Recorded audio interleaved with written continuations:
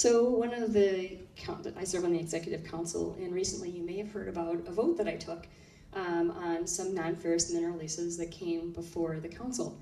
And so basically, quick 30,000 foot view, maybe many of you already know this, non-ferrous mining is a little bit different than ferrous mining. We've done ferrous mining for over a century, non-ferrous, we've never actually started in the state. We have sold leases to mining companies. And I have voted for non-ferrous mineral leases in the past. And because I didn't see why I shouldn't, I didn't find anything legitimately for me as state auditor that would stop me from voting for them until the night before the last set of leases came forward. In the middle of the night, I couldn't sleep. And I got up, and I've done a lot of research on the issue.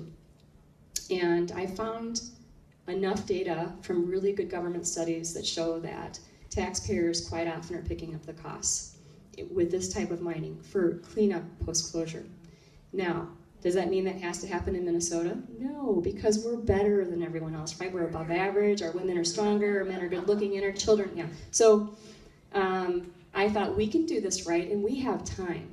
But when I voted no on the leases, I did it because I have some serious concerns, some legitimate concerns about the financial risk to people in the future.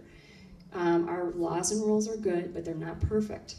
So as the state auditor in working to protect the taxpayers, I was asking for full transparency of something called financial assurances, which you've probably heard about by now. All of you are well read and you read stories in the newspaper, and there's many outlets that have been covering this.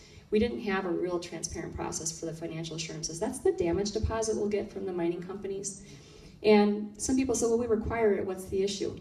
Well, it's not in the EIS, which you can do public comment with. It's later, it's around permitting, if the mining companies get to that point. And we have one that may be close in Minnesota, a mine.